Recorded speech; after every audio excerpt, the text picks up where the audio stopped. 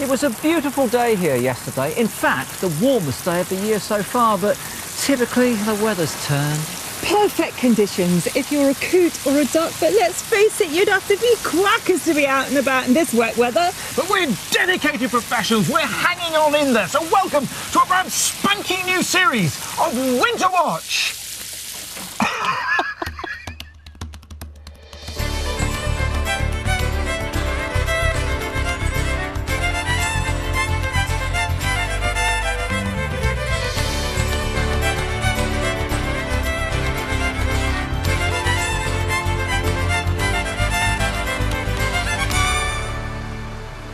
Hello and welcome to Winter Watch 2018, coming to you from the marvellous Sherborne Park Estate in Gloucestershire. 4,000 acres, managed by the National Trust since 1987, and we're very pleased to be back here live because there's an enormous mix of habitats.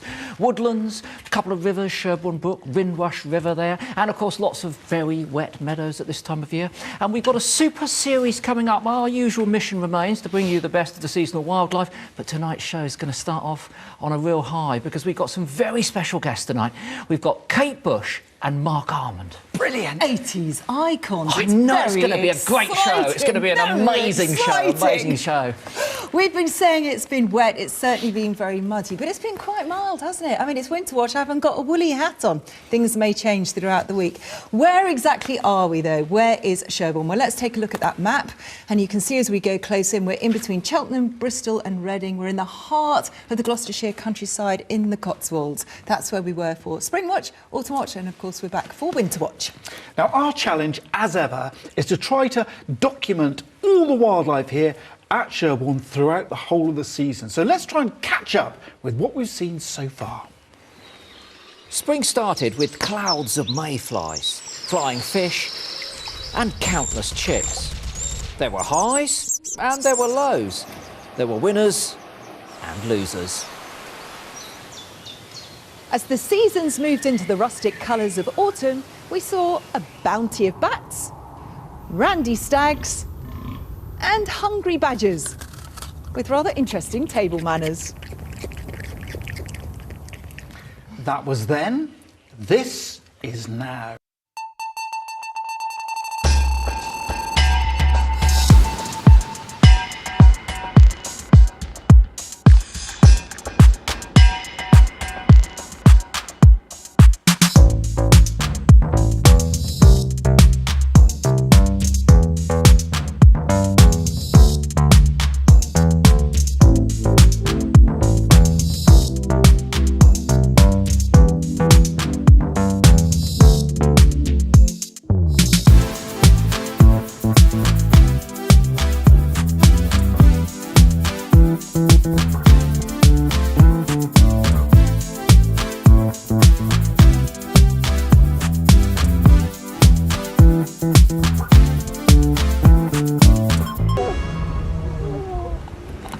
Looks good, doesn't it? See that hawfinch? We've got great stuff in this series. Stuff from all around the UK. But of course, our mission here at Sherborne is to bug this estate with our remote cameras so we can see what's going on live. And we've got a number of new locations. One of our cameras might garner the reputation of being the Great Wall. Let's go to it live now.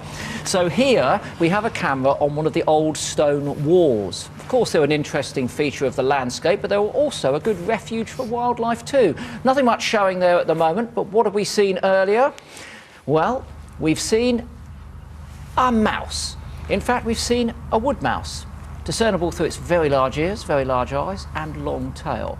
And it's coming to some bait, which we've tempted it in with there. And of course, these animals will be using the wall as shelter. Plenty of predators out there. We're hoping, I have to say, to catch a glimpse of a stoat hunting them at some stage during the week. And here we have a vole. Now, I studied that very carefully, trying to discern whether it was a bank vole or a field vole. Size of the ears is important, colour of the tail, but difficult in black and white, and really couldn't come up with an answer. So if you're out there, if Professor Jimmy Vole from Department of Vology at the Vole University is out there and can tell us which one, we'd love to know. How many different species of vole are there, Chris, exactly? Well, in the UK, we've got, well, if you discount the Orkney vole, we've got Yes. the bank vole and the field vole. Only two? Mm-hmm. Oh, I guess Prof bank should sort then. that out then. Well, I'd have gone banking field vole, bank. actually. Oh, but, you know. you're probably right. As well as a thrilling wall cam, we've also got the woodland feeding station. Let's go live to that camera now.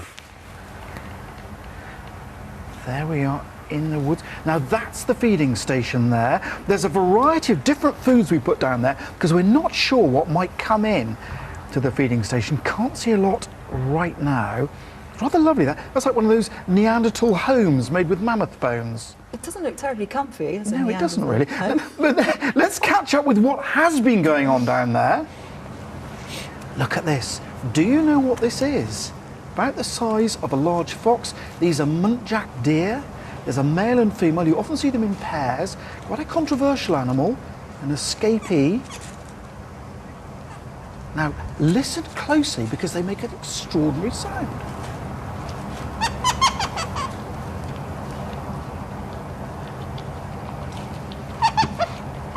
Now, they're known as barking deer, but that isn't barking. I've never heard anything like that.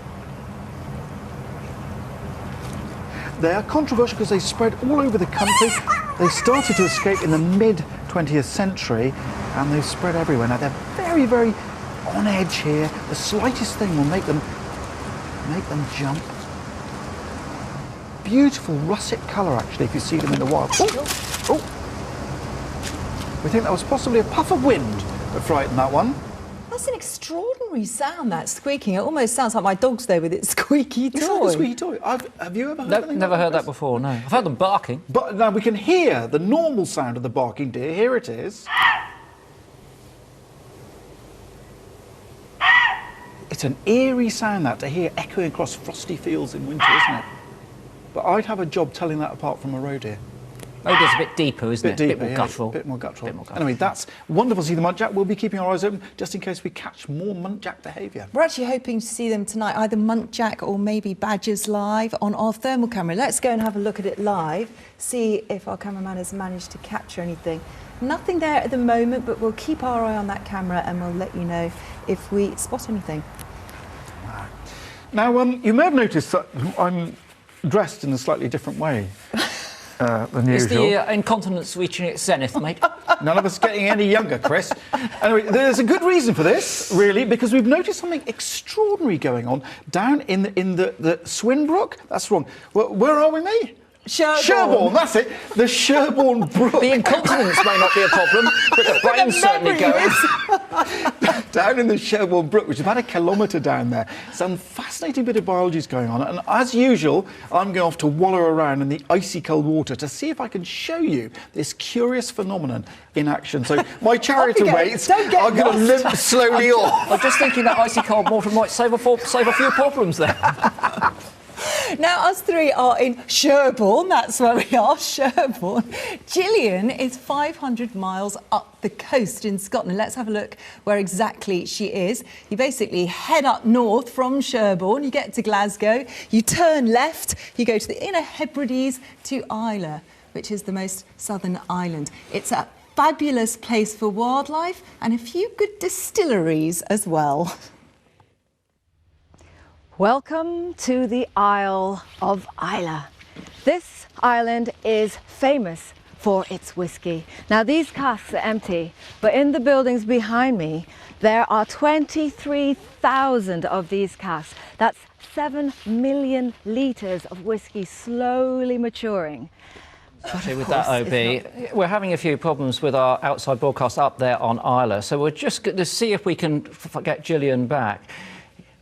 It looks like we might be able to get that. So just give us a moment. Well, we've lost her. We've lost her. So what we're actually going to do, what we did earlier today, we were quite cunning. We're cunning here at Winter Watch. So we recorded the rehearsal that Gillian did, which was very, very good. So we're going to look at that rehearsal now rather than seeing her live. So this is what Gillian's been up to on the island of Islay.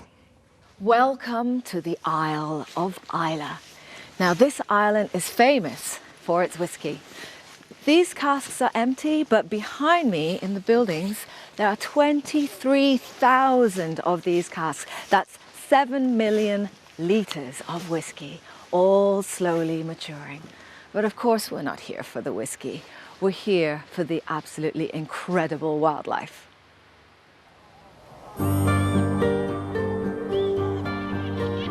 Isla, the Queen of the Hebrides. Bathed by the warming waters of the Gulf Stream, winters on this island are milder than most of the UK, making it a magnet for winter visitors. In their thousands. And its short winter days offer some of the best chances of seeing some of the UK's rarest and most elusive wildlife. And we're going to meet a lot of those characters through the week. But tonight, we are on the very northern tip of Islay. Out there in the darkness, you can't see it, are the mountains of Jura from the neighbouring island. Now, to really get the lie of the land, to get a sense of this place, we've got to see it in the daylight. Now, we are at a distillery that was built in 1881. It's one of the oldest distilleries on the island. And like all the old distilleries, it was built right on the water. That's because it made it easy to load the casks onto the ships that sailed back to the mainland to bottle up all that whiskey. The waters are also rich in wildlife. I've been talking to locals here. They tell me that there are orcas that use the channels and straits between the islands here. Pods of dolphins cross this bay. But closer to home is an animal that is one of Islay's most charming residents. And there it is. Of course, I'm talking about otters. Now, these are coastal otters. They are really active during the day, unlike their river otter cousins. Now, this is the dog otter. He's sprinting there, he's marking his territory. As a female, she's slightly smaller, and she had some cubs last summer. And they're now grown and fully independent, but with a lot to learn still. Now, what's absolutely incredible is that these 4 otters use this patch of coast regularly. They're seen right out in front of the distillery, and in fact that slipway that you see there, well, that's exactly where I'm standing right now. A little bit further up the coast, there's a halt. Now, this is an overnight den. We know the otters are using it, and we've got a live camera on there, so let's take a look. Now, what you can just make out there is some rocks. They're set back from the high tide line. That dark band is a hole in the rock, and just to the right of the screen, that's where we've seen otters coming and going. So we're going to keep an eye on that throughout the show. And of course, later in the show, we're going to talk about some of the winter survival strategies, and also especially how those juveniles make it through their first winter, the very biggest challenge for them. Now, winters in Ireland might be relatively mild, but 200 miles away in the Scottish Highlands, cameraman Neil Anderson has captured the essence of winter.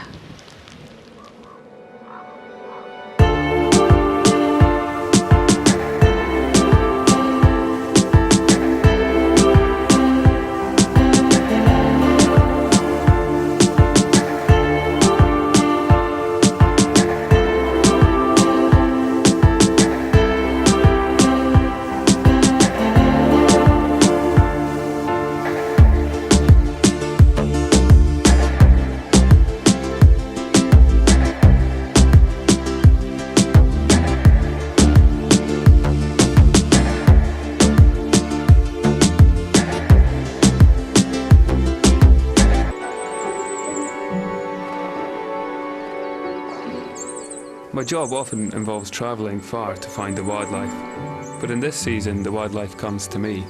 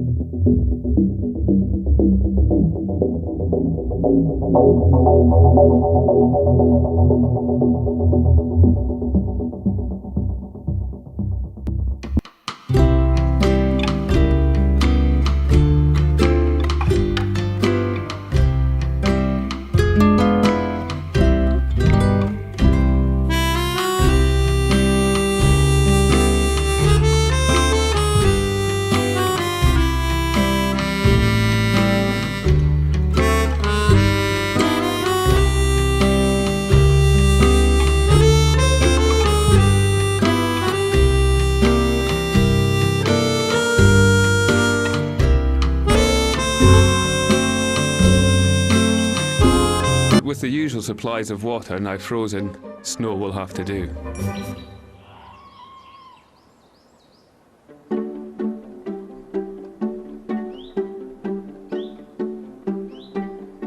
Much of their energy is expended on courtship, so the squirrels are always on the lookout for easy pickings, taking advantage of anything they can find.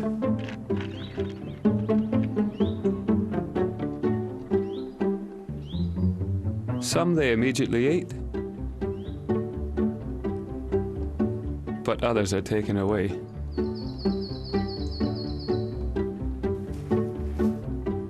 Nuts cached in the forest will be a valuable food supply throughout these harsh winter months.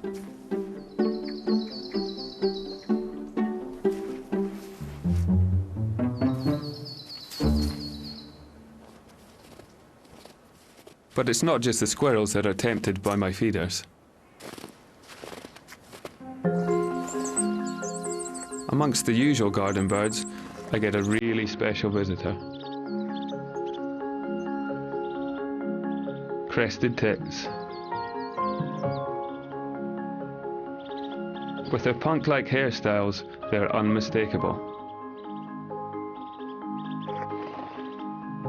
Feisty and territorial, they raise their crest high to show dominance.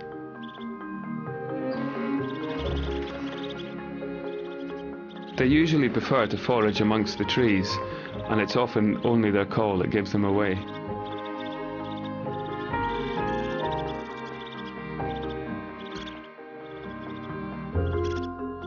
But the cold of winter draws them closer.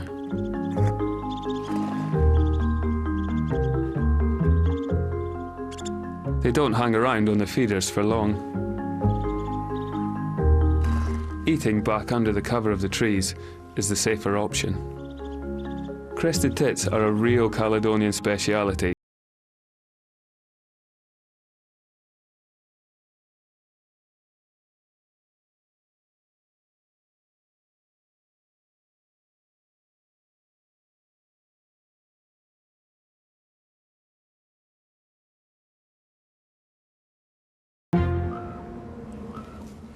A cool bird, a great crested tit. Being an ex-punk rocker yourself, Chris, hard to believe now, seeing you looking so smart. But I bet that's in your top 10, isn't it, with its little punky hairdo? I like a crested tit because I don't see them very often. I live in the south of England, but no, they're not top 10 actually. Really? They're a little bit scruffy for me. That's not scruffy at all, and a punk rocker isn't. Well, I have you know that some of us are relatively smart. You're smart, punk rocker. Anyway, that's on Neil's doorstep. Obviously, here in Sherborne, we've got plenty of wildlife on our doorstep. But there was one animal in particular that's been very elusive. It's the badger. We tried extremely hard in Springwatch to get to know it. We didn't have any luck. We tried harder in Autumn Watch, still no luck. Well, we're going to try even harder to get close to it in Winter Watch. Yeah, if you were watching in Springwatch, you'll know that we were working with Dr. Dawn Scott from the University of Brighton, and we collared one of the female badgers here, who we named Madonna after the pop icon. Now, initially, we were getting data from that collar, then she disappeared, then she reappeared again, and our hopes rose, and then she disappeared again. And subsequent to that, we've had no signal whatsoever. We think, because when we collared her, we identified that she was quite an old animal, that she's probably died of natural causes underground, and that means we haven't been able to record what she's been getting up to, which is because it wasn't very much. Subsequent to that, Dawn has been back, and we've collared 3 more animals. Now this is quite exciting. We catch the animals at night, and this is a tried and tested method, so there's no harm going to come to these creatures by having the collars fitted. They look a bit bulky, but I can assure you they're not obtrusive. And keeping with the tradition of pop icons from the 80s, we've called one of them David Bowie. In fact, this is David Bowie going in there at the moment and making his exit, having come round from the sedative. And the other couple we've named Kate Bush and Mark Armand. And there goes David off into the night, transmitting away. So have we seen our badgers since? Well, let's take a look. This is where David Bowie was released on the sandy hill copse. Now, we've got badgers there, we've spotted them, but you can see that's not David Bowie because it hasn't got the collar. However, take a close look through the trees, and there you go, you can see the collar, so that is definitely the badger, David Bowie. We're hoping to see a closer view of him. I mean, hopefully he's not too much of a rebel, and once he gets used to the cameras, he'll enjoy his fame, as long as he's not under pressure to perform. Three of them in! Say, what a cascade of pop references. We're saying Bowie as well. Maybe Bowie. it's Bowie. Bowie, or if he Bowie, was at the Bowie. Alamo, it was Jim Bowie.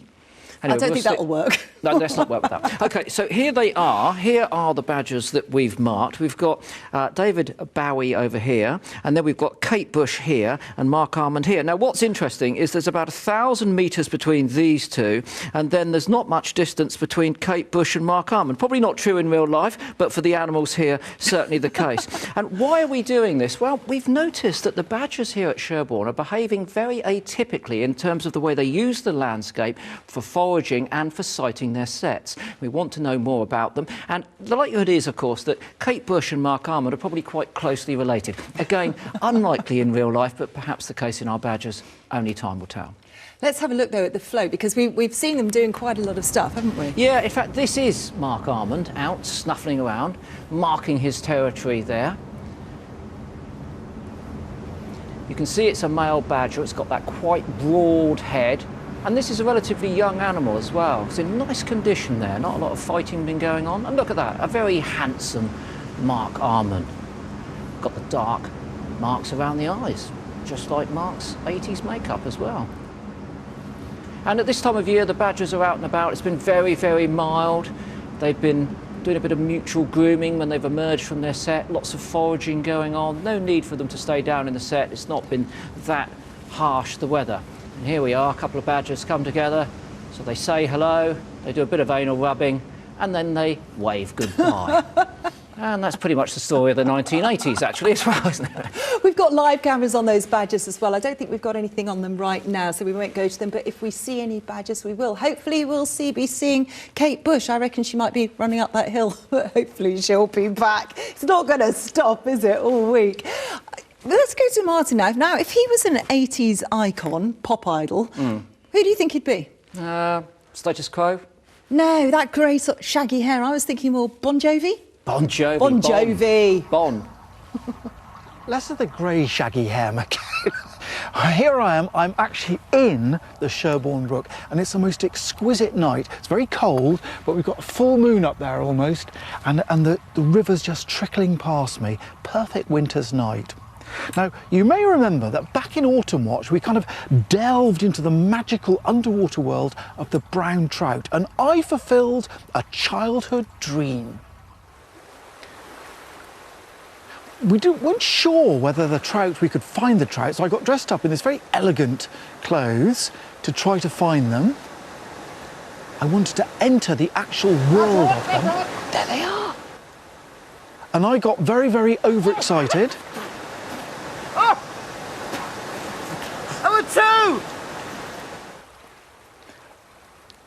Now, there weren't just a couple of trout, there was a whole shoal of them. These are brown trout, and I then began to speculate that in Winter Watch, where would they start to lay their eggs? And I thought I had found the perfect spot, the perfect substrate for them. Mind you, it turned out I was completely wrong. Well, not completely wrong, because I'm now about 1 kilometre downstream from where I thought that those trout would lay their eggs. I want to show you something very curious. I don't know if you can see this. If you look down in the water here, the substrate is quite sort of... Oh, that's my sweater gone. it's really dark. These pebbles are really, really dark there, the gravel. But now, if I move out, you can see these patches much, much lighter. Like that. I don't know if you can see that, you probably can, but look, it's steaming now, it's getting so cold. But during the day, those patches of light and dark are really, really obvious. So what is doing this? Now, can you see, this is where I'm standing now during the day. Look, you can see that very, very clear, light-coloured area. And there are also, now look closely, can you see in the middle of the frame, there are some trout? And one of them is doing something rather curious. Now what's happening here, and it's probably almost finished now, is that the brown trout, the females, come to these sort of areas and they clean the gravel. They get rid of all the silt. They use their tail and they bash it up and down in a muscular manner, and they clear all of this. So not one trout's done that, but quite a few of them have done that. They call it a red. R-E-D-D, and it's sort of an ancient word meaning to tidy up or to clean. And you can see what they've done here. Now, once the female has done that and tidied up and cleaned it all, then the next stage of the process of reproduction takes place. The males arrive. Now, here's the female with a male with her. You can see what she's doing, see exactly how she's cleaning that silt out of the gravel. Now the male has a difficult job here because he's got to try to encourage the female to spawn, and he does that by gently tapping. You can just see him behind doing that, tapping her flank with his nose. And he'll come around to the other side in a minute and he'll just gently tap again. Here he comes, just tapping her lateral line, trying to encourage her to spawn. Once she does spawn, he'll then fertilise the eggs, and she'll cover the eggs up with gravel. Of course, he's not the only one there. Now the males, it's very subtle, this behaviour. He's got to try and show off to the other and drive the other males off. He does that by erecting his dorsal fin, opening his mouth, trying to make himself look really, really big and threatening, and drive the others off. They actually have a little bite at each other. She's still carrying on, getting that red ready for the eggs to be laid in there. And the males sort of parallel walk, almost like we've seen red deer doing. And look at this. What a waste of time for those lads, because there was a big, big brown trout male waiting in the wings, and he's come in. So the male has to be with the female on the red all the time, because the minute she lays those eggs, he's got to try and fertilise them. But what do the eggs look like? Well, they're absolutely beautiful. Do you see that? Those are genuine trout eggs, and they look like little orange jewels there. But imagine if she laid those eggs directly into the water here, they're so small they'd just be washed away instantaneously. So all this business with cleaning the gravel, let me just put some water in this and you can see it clearly. This is what's going on underwater.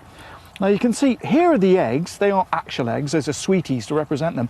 But what's happened is they're being trapped now in the gravel. The female trout's pushed over the top of it. The eggs are trapped, but it's nice and clean, so the water can just travel through, oxygenating those eggs as they develop. So that's the whole process there. So let's see what happens once she has laid the eggs. Here they are, and you can see the little fish inside, just see the eyes. Here it is starting to emerge. Can you see the heart there just beating away? And there's a large yolk sac there, and the little tiny trout's going to live off that yolk sac to begin with. It gradually absorbs it. You can see it's getting bigger now. Now it's got to start looking for food, hunting for food.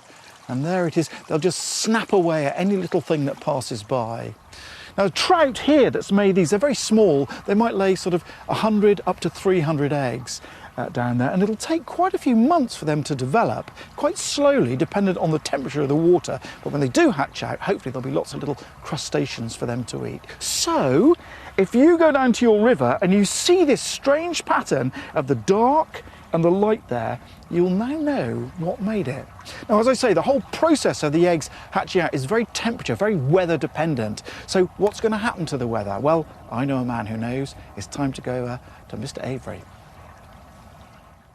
Well, Martin, for trout stragglers yet to spawn, some rain this week, river levels holding up, but it is turning colder. That's not ideal. And we have been mild to cold a lot so far this winter and seen some unusual things. This adder out and about in Devon recently, there's a frost here, but it's out in the sunshine and the sun is getting stronger at this time of year. I've seen bats flying at dusk on mild evenings, so mild to cold and back again frequently so far this winter. Temperatures by day as high as 15 Celsius, including yesterday.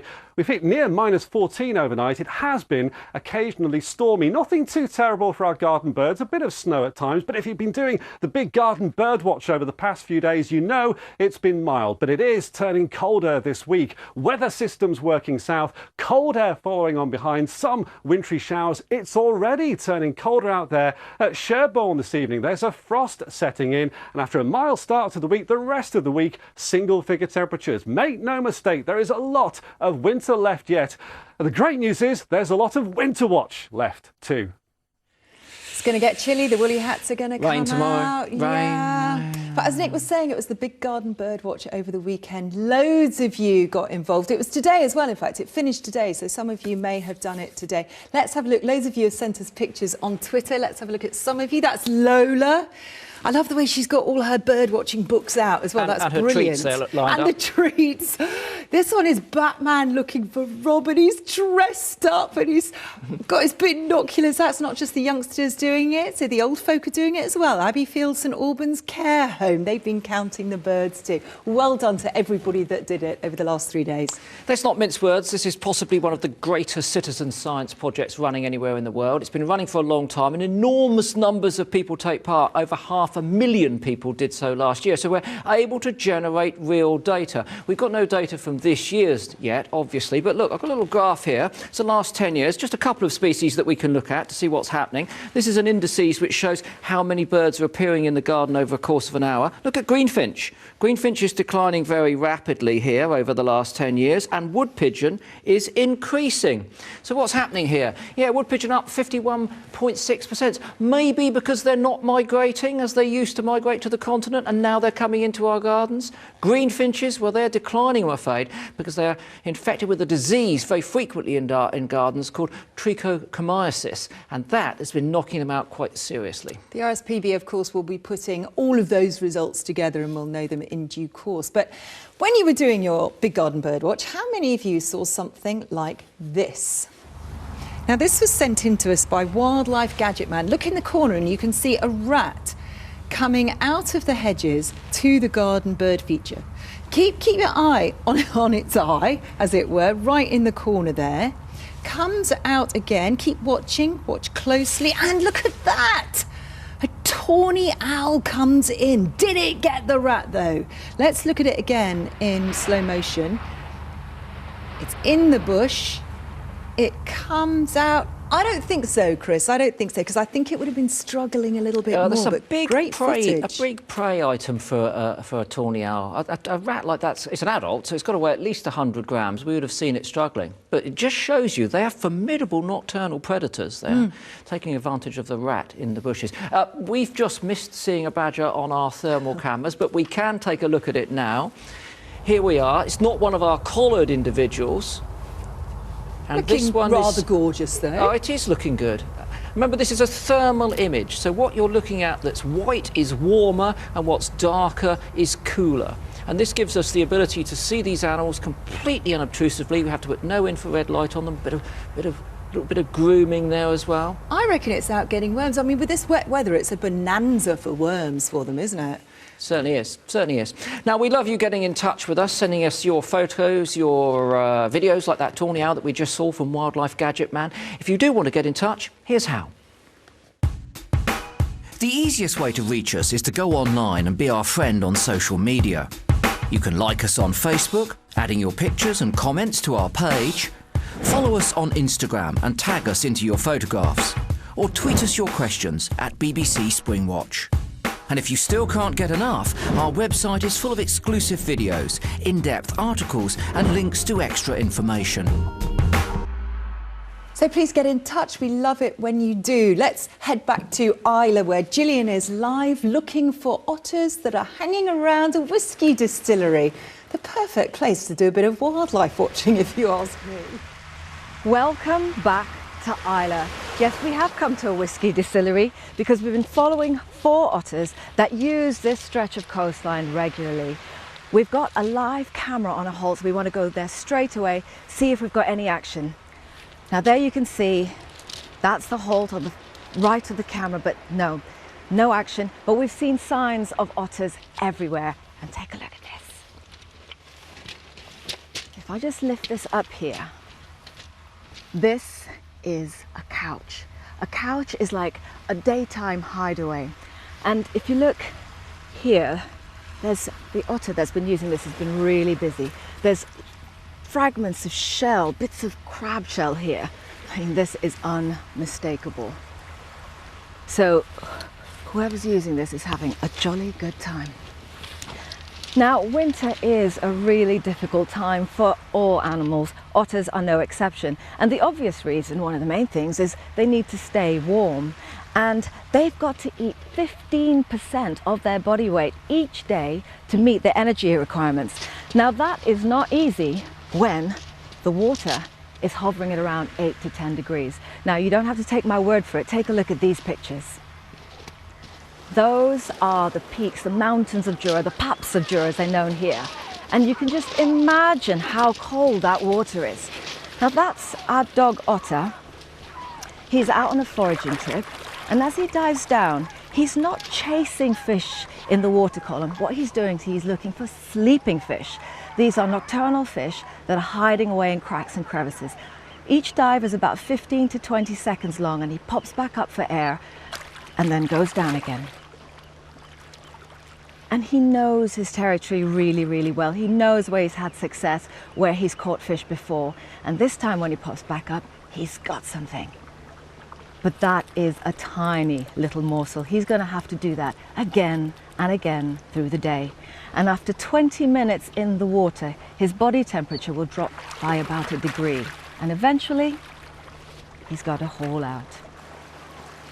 Now, you've probably seen your dogs do this. Have a good old shake. And the next thing they do is a roll. And he looks for a lovely patch of seaweed, and that just looks like it feels good. But the reality is, grooming is it's not just about feeling good. It's absolutely vital to their survival. Their fur coats are like their survival suits, and they need maintaining. So we've got this old pelt here, which I thought would be nice to show you. It's absolutely smooth on the outside. These are the long guard hairs. But when you peel the layer back, you can see this thick, fluffy underfur. It's so thick, I can't actually see the skin underneath there. There are 50,000 hairs in a square centimetre. That's about the size of my thumbnail. And that all acts to trap warm air by the otter skin. To give you a sense of how dense that is, a dog has about 9,000 hairs per square centimetre. The average human has 100,000 hairs on the whole head. So it's an incredible adaptation. So the adults are great hunters, but what about the juveniles? Let's take a look. So this is our juvenile here, and they can swim from quite young, but they need about 2 years to become expert divers. So while they're learning their patch, while they're learning how to dive really well, they've got to go after easier prey, but less nutritious. And you can see there, that's not a fish. He's caught a crab. You can imagine crabs are not easy to eat out in the water. So the juveniles have got to waste a lot of energy going up to the land, onto dry land, to process that crab and eat it. Now, once he's done that, he's got to go back out again and find more crabs. These juveniles are on an energetic knife edge, and this really steep learning curve shows up in the statistics.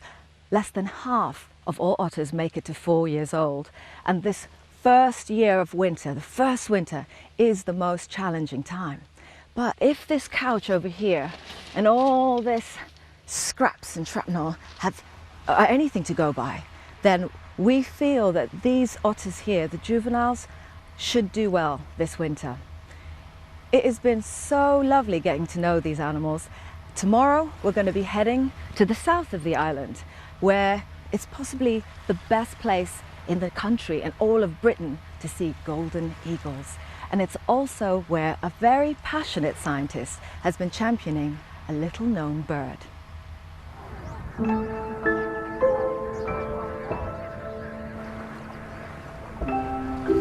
Jamie Dunning and I study a very niche finch which lives in hard to get places called the twite. They're a little brown finch, similar to linnets. You generally hear them first and you probably wouldn't recognise where the call was coming from. Unlike linnets, they prefer the uplands to breed. In winter they move to the coasts. We're currently on the O Nature Reserve on Isla, where we're looking at the population of twite that are coming here to use bird crops planted by the RSPB. And this large winter flock offers Jamie the perfect opportunity to study their movements and survival through a colour ringing programme. To catch twite, we need to use the whoosh net, which basically fires over the flock as they land to feed.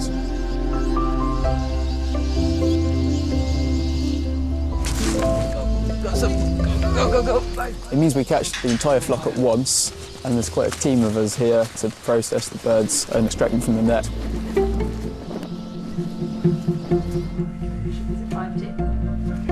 We colour ring twite as individuals. With colourings, we don't have to recapture the birds. Anyone can read them off with binoculars and send that data to us. It's very much a citizen science sort of project. We rely on bird watchers and people in the field to report those rings to us. I think we've had over 130 people report colouring twite in the 4 or 5 years we've been running the project so far.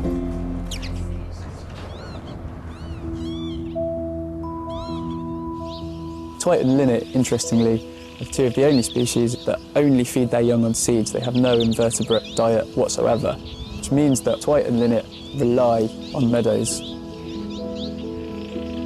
Over years, the farming practices have meant those meadows are less viable, and the population has subsequently declined. In the last 10 years in England, we think they've declined by as much as 50%. What we do know is that the decline is continuing despite conservation intervention. The Welsh and the Northern Irish ones are very, very small populations. The English ones are probably less than 150 pairs now. And the Scottish ones are still in several thousand pairs, although they're harder to monitor. They're very remote breeders. They're easy to miss in a big expanse of moorland, a bird that's the size of your thumb. We do worry that they are declining in places where we're not looking.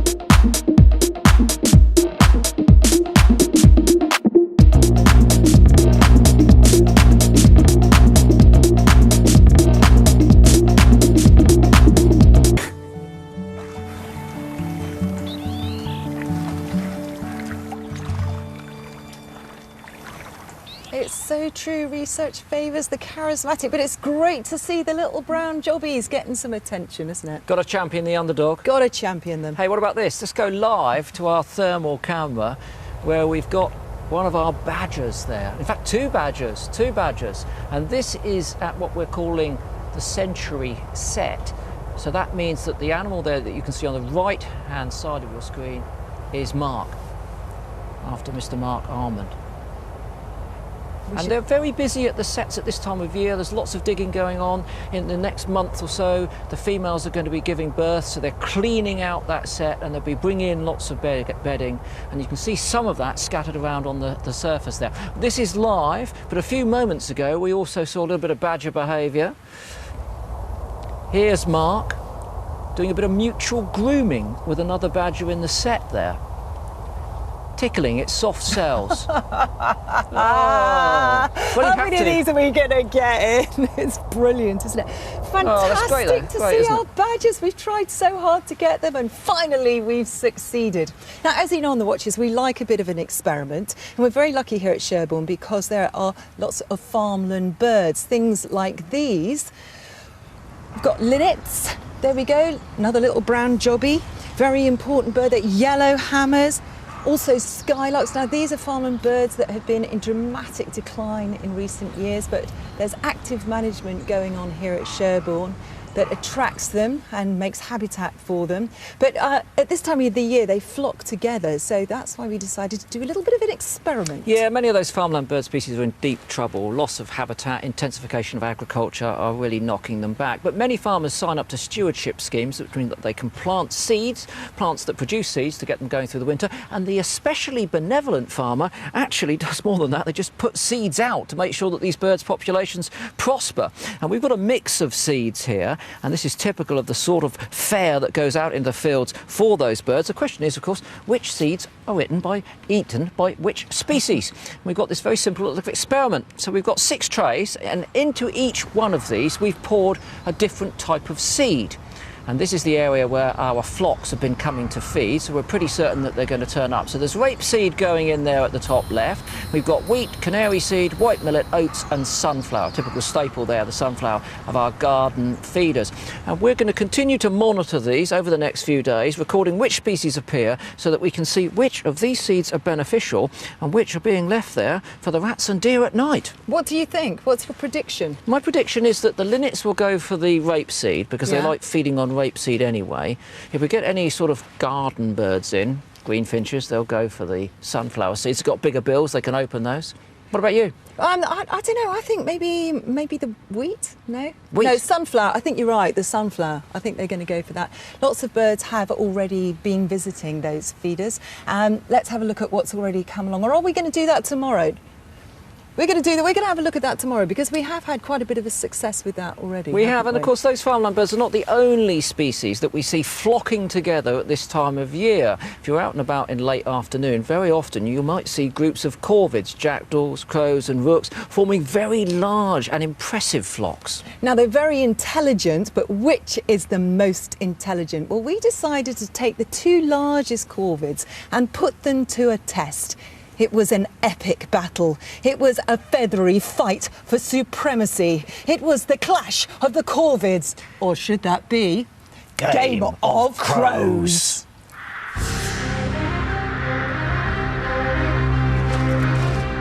The carrion crow and the raven. 2 highly adaptable, clever corvids and year-round UK residents. It's the ultimate battle of the brainy birds. But which one will be crowned king of the corvids? There can only be one winner in the game of crows. This is Bran the Raven.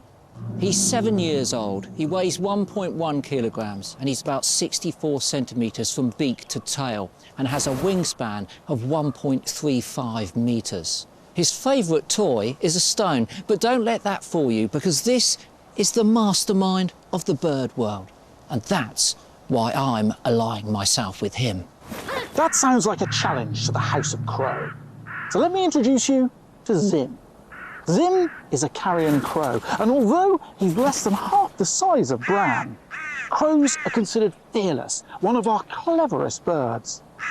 At 22 years of age, he's been through the wars, but with age comes experience, which is why I'm championing Zim. When you play the game of crows, you win or you die. Not you, mate. The Raven and Crow will be set 4 games, each designed to test their problem-solving abilities. They've been familiarised with the props, but they haven't been taught or trained to master them. Game 1, the Iron Throne. This will test their speed and agility, crucial for survival in the wild. The birds must outcompete each other by removing the swords as quickly as possible to get a food reward. And before the 2-minute hourglass runs out. First up, Bran the raven.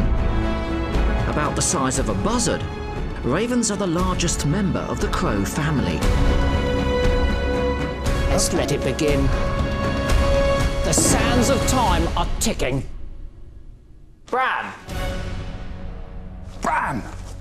So, first up, the raven. Straight in, Martin. Look at that. The accuracy of the bill, too. I know. You might think it looks big and clumpy, but in fact, Bran. Bran, Come on. Bran, come on, do your stuff. But in fact, look, the dexterity's remarkable.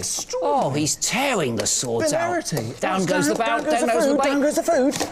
But he's... Oh, he's got it. Yes. You're looking for more. Well done, Bran. And the sands of time say 50%. 50%? That's a very good effort. I'm impressed. Now, most people think that the beak of the raven's there just to bash out the brains and peck out the eyes, but what we've just seen is a demonstration of the fact that it has remarkable dexterity, because not only did it remove these swords very quickly, it did it very, very neatly. I think the crow can do better. Let's reset the Iron Throne.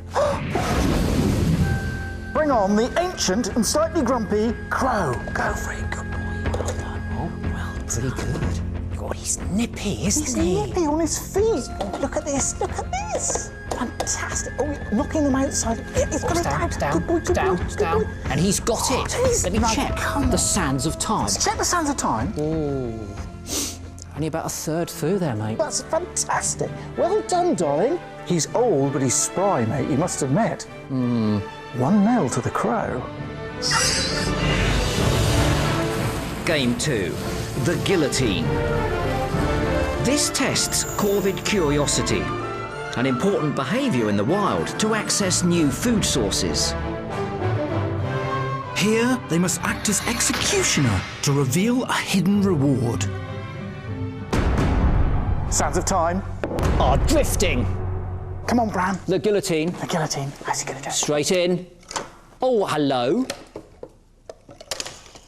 Oh. Take two and about 4 grains. 4 grains. That was really impressive, because even if it didn't work, he went for it again. They are both neophobic, afraid of new things, and neophilic, liking new things. They've got to get the balance right. They're familiar with the equipment, so they're not being put off because of their neophobia. Yeah. But he came straight in, and the first thing he thought was, there's a piece of string, I'll pull it. I'll pull it, something nice might happen. And by golly, it did. I'm worried now. The arthritic crow may have a little job on here. Come on, Zip. Come on. Good boy, go on, Zip. Pull the string, pull the string, pull the string, pull. No. Come on, Zip. Oh, he's having a look round, hammering the blade. He's got it! Hold on. Yeah, Hold well on. cheated. Excellent. He doesn't have to pull the string. Nobody said he had to. He's just cheated, gone straight in there and bashed away and got that food. Impressive. Well, you say that, but it's just bashing things around. It's behaving like the hound. It's all brute force with very little brains, really. Yes, it's rough, but it is effective. Well, it was mission accomplished, but not as fast. I think there was more like 26 grains of sand. So the raven takes it. I think because he's so old, you must allow him a certain amount of... No, mate. Not on Game of Crows. No? No, there's no mercy on Game of Crows. Let's draw swords for the next round. 1-1, all to play for.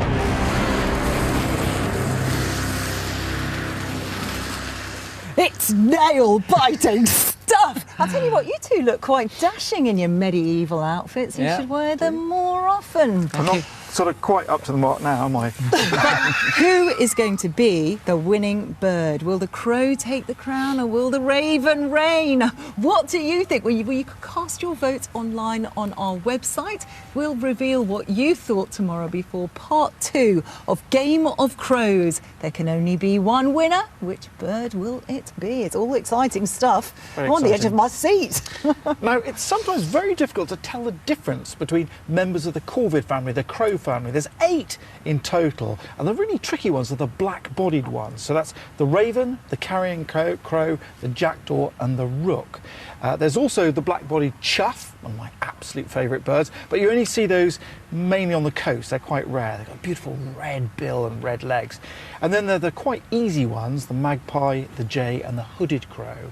So the black-bodied one, here is our handy guide to telling the difference between the different black-bodied crows. First of all, size. Well, look at this. One of the best props ever devised on the watches. A pop-up raven. Oh, yes. With a wingspan of 1.3 metres and a distance between beak and tail of about 65 centimetres. These birds weigh in at about 1.1 to 1.3 kilograms. They are huge birds, as you can see. That is massive, isn't it? Because when you see them flying around, you don't realise quite how big they are. That's You a sure bird that's just size? No, we've double-checked. Are you questioning the veracity? Yes, it is. This is the size. Yeah, about the size of a buzzard.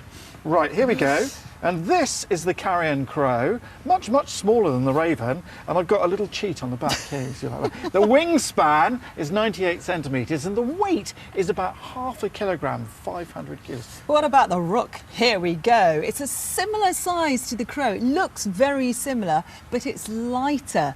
It's got a 90 centimetre wingspan, 310 grams. She's reading it off the back. Oh, what are you two like, honestly? What about Give the me that. smallest? This one's the smallest. This is the jackdaw. Very clearly you can see that. The smallest, 70 centimetre wingspan, 220 grams. It's 75% less than your rather massive bird over there. You can see enormous. When they're side by side like this, it's easy to see the difference, isn't it? Yeah, when you see OK, a well, whole that's if you see flock them of in the sky. What about if you come face to face with these animals on the ground? Let's take a look at them there. Firstly, the raven. Huge head, massive stout bill, black eye, and it's the fortitude of that bill that you should be looking at, and perhaps its little fluffy beard. Lovely. And then there's a crow there, a very elegant corvid. Beautiful black eye, lovely shapely domed head, and that thick black bill, but obviously smaller than the raven. What about the rook? I mean, that's it's a bit prominent, isn't it, that beak? I mean, I would say that's more like the Owen Wilson of the corvid. The Owen Wilson. Yeah, he's got quite a prominent he's a nose, hasn't very he? litigious man. I feel a court case Very winging its way from Hollywood. Jackdaw, however, I think is a very attractive corvid. He's got a nice, cute little nose. And I would say this is more like a George Clooney because it's dark with a bit of grey in there, although George Clooney has brown eyes, and that very distinctly has those sort of lovely blue, sort of slaty eyes. It's very gorgeous, isn't it? Very dangerous in your house. Have you got jackdaws dropping sticks down your chimneys at all? Not these days, mate, no. No, but they dropped them down into my house, and then it caught fire, and even after the fire brigade had finished, we managed to remove 4 enormous bags of twigs. Industrious animals, the jackdaw. And that was your easy guide to corvids. But we're running out of time, so let's have a very quick look at a kingfisher sent in by Phil Haynes, because it's displaying some extraordinary behaviour. Just look at the way that it's keeping its head completely still. This is what we call opticolic reflex, the opticolic reflex. That's quite magnificent, isn't amazing, it? Right, beautiful. we're back tomorrow. Very important to let you know that it's 8 o'clock tomorrow, not 9 o'clock. It's 8 o'clock. Let's see what we've got coming up. Well, we'll still be with Gillian in Islay. The eagle-eyed Gillian continues to explore that beautiful island up in the Hebrides. It's quite unusual when a couple of vegetarians go out to the butcher's shop, but that's what Michaela and I did in search of the great grey shrike. What a bird! Absolutely gorgeous. And I'll be having a mesmerising experience with red kites. Absolutely beautiful birds in the mist. I'd quickly like to apologise to Nick Miller for calling him my father-in-law. We'll see you tomorrow, like 8 o'clock. 8 o'clock, not 9 o'clock. See you then. Bye for now. Get back to the home, Martin.